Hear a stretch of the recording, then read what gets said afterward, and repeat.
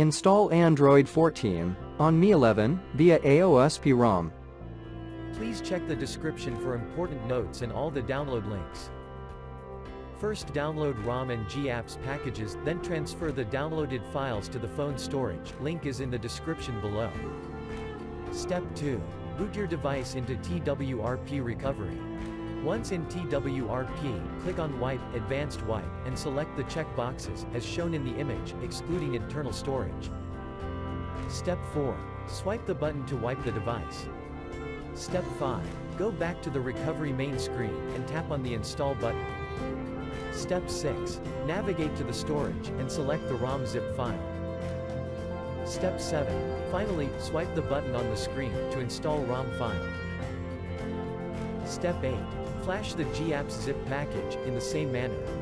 Step 9. After GApps flashing completes, select Wipe Cache and Dalvik from bottom left side of screen, and swipe to wipe. Step 10. When the flashing process is complete, hit Reboot System. That's it, you have successfully installed the ROM on your device.